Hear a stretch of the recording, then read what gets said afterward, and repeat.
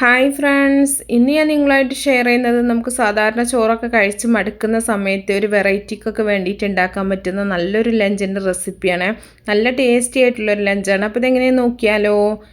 ആദ്യം തന്നെ നമുക്ക് ആവശ്യമായിട്ടുള്ളത് കാബേജാണ്. കാബേജിൻ്റെ ഓരോ പോളകളും നമ്മളൊന്ന് അടർത്തിയെടുക്കുക.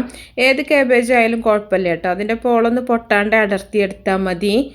ഇനി നമുക്കിത് നന്നായിട്ട് തിളച്ച വെള്ളത്തിലിട്ടിട്ട് നന്നായിട്ടൊന്ന് ബോയിൽ ചെയ്തെടുക്കണം. ഒരുപാട് സമയം വേവിച്ചെടുക്കേണ്ട ആവശ്യമില്ല.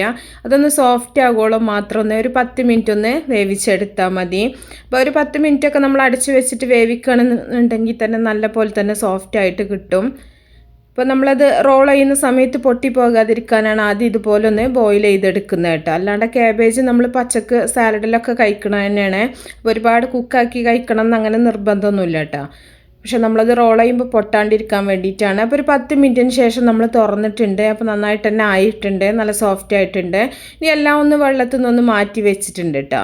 അപ്പോൾ ചൂടാറിയതിന് ശേഷം നമുക്ക് ഓരോന്നും എടുത്തിട്ട് ഇതുപോലെ ഒരു പ്ലേറ്റിൽ വെച്ചിട്ട് നമുക്ക് ഇതിൻ്റെ ഉള്ളിലായിട്ട് നമ്മൾ നെയ്ച്ചോറാണ് ചേർക്കുന്നത്. അപ്പോൾ നിങ്ങൾ സാധാരണ ചോറാണെങ്കിൽ സാധാരണ അരിയിലാണെങ്കിലും ഇതുപോലെ നെയ്ച്ചോറാക്കിയിട്ട് ഉണ്ടാക്കിയെടുത്താൽ മതി.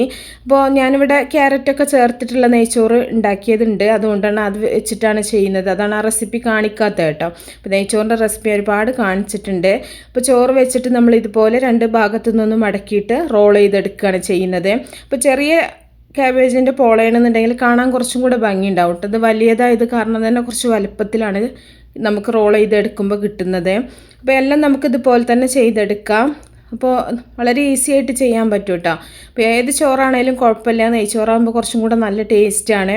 ഇനി ഒരു പാനിൽ നമ്മൾ കുറച്ച് ഓയിലോ ബട്ടറോ ഇട്ടെടുത്തതിന് ശേഷം കുറച്ച് മതി. ഓരോന്നായിട്ട് നമ്മൾ റോൾ ചെയ്ത് വെച്ചിട്ടുള്ള ഈ കാബേജിൻ്റെ ഈ ഒരു റോള് ഇതിലേക്ക് വെച്ച് കൊടുക്കാം. അപ്പോൾ ഒരുപാട് ഓയിലൊന്നും നമുക്ക് ചെയ്യേണ്ട ആവശ്യമില്ല കേട്ടോ, കുറച്ച് ഓയിൽ മതി. അല്ലെങ്കിൽ ബട്ടറായാലും നല്ല ടേസ്റ്റ് തന്നെയാണ്. ഓരോന്നായിട്ട് വെച്ചിട്ട് നമുക്ക് ചെറിയ തീയിലിട്ടിട്ട് 2 ഭാഗവും ചെറുതായിട്ടൊന്ന് ഫ്രൈ ആക്കി എടുക്കാം. ഒരുപാട് സമയമൊന്നും ഫ്രൈ ആക്കി എടുക്കേണ്ട ആവശ്യമില്ല. എന്നാലും കാബേജ് ഒന്ന് ഫ്രൈ ആയി വരുമ്പോൾ നല്ലൊരു ടേസ്റ്റാണ് കഴിക്കുന്ന സമയത്ത്. ഒന്ന് തിരിച്ചിട്ട് കൊടുക്കുക. അപ്പോൾ 2 ഭാഗവും ചെറുതായിട്ടൊന്ന് നമ്മളൊന്ന് ഫ്രൈ ആക്കി എടുക്കുക. അപ്പോൾ എല്ലാ റോളൊന്ന് തിരിച്ചിട്ടതിന് ശേഷം നമ്മളിതിലേക്ക് പിസ്സയുടെ സോസാണ് ഇതിലേക്ക് ചേർക്കുന്നത്.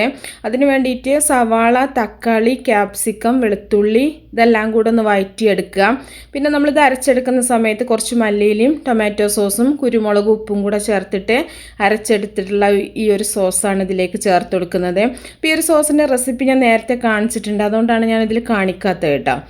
ഇനി നമ്മൾ ആ സോസും കൂടെ ഒഴിച്ചിട്ട് നല്ലപോലെ ഒന്ന് ഇളക്കി കൊടുക്കുക. എന്നിട്ട് നമ്മളിത് അടച്ചു വെച്ചിട്ട് കുറച്ച് സമയം ഒന്ന് വേവിച്ചെടുക്കുകയാണ് ചെയ്യുന്നത്. ഈ ഒരു ഗ്രേവി ഒന്ന് വറ്റി വരുന്ന സമയം വരെ നമ്മളിതൊന്ന് വേവിച്ചെടുക്കുക. അപ്പോൾ ഗ്രേവിയൊക്കെ നന്നായിട്ട് വറ്റി ഇതിലൊക്കെ നല്ല സോഫ്റ്റ് ആയിട്ടുണ്ട്. നമ്മുടെ ആ റോളൊക്കെ നന്നായിട്ട് തന്നെ സോക്കായി കിട്ടുന്നവരെ നമ്മളിതൊന്ന് വേവിച്ചെടുത്തിട്ടുണ്ട്. ഇനി നമുക്ക് തീ ഓഫ് ചെയ്തിട്ട് ചൂടോട് കൂടി തന്നെ ഇത് സെർവ് ചെയ്യാം. നല്ല ടേസ്റ്റാണ് ഇത് കഴിക്കാനായിട്ട്. ഇനി മൊസറല്ല ചീസ് ഉണ്ട് എന്നുണ്ടെങ്കിൽ ചീസും കൂടെ അതിൻ്റെ മുകളിൽ ഇട്ടിട്ടുണ്ടെന്നുണ്ടെങ്കിൽ സൂപ്പർ ടേസ്റ്റാണ്. അപ്പോൾ എല്ലാവരും ട്രൈ ചെയ്ത് നോക്കുക, തീർച്ചയായിട്ടും നിങ്ങൾക്ക് ഇഷ്ടപ്പെടും. ഇതിൻ്റെ ആ ഒരു ഗ്രേവിയും കൂടെ അതിൽ കുറച്ചുകൂടെ ഒഴിച്ചിട്ട് കഴിക്കുകയാണെന്നുണ്ടെങ്കിൽ സൂപ്പർ ടേസ്റ്റാണ്. അപ്പോൾ നെയ്ച്ചോറൊക്കെ ബാക്കി വരുന്ന സമയത്ത് നിങ്ങൾക്ക് ഉണ്ടാക്കി നോക്കാൻ പറ്റുന്ന നല്ലൊരു റെസിപ്പിയാണ് കേട്ടോ അത്. അപ്പോൾ സൂപ്പർ ടേസ്റ്റാണ്. എല്ലാവരും ട്രൈ ചെയ്ത് നോക്കുക. ഇഷ്ടപ്പെട്ടാൽ ലൈക്ക് ചെയ്യുക, ഷെയർ ചെയ്യുക, മാക്സിമം സപ്പോർട്ട് ചെയ്യുക. അപ്പോൾ നല്ല റെസിപ്പികളൊക്കെ ആയിട്ട് നമുക്ക് അടുത്തൊരു വീഡിയോയിൽ കാണാം. ഓക്കേ.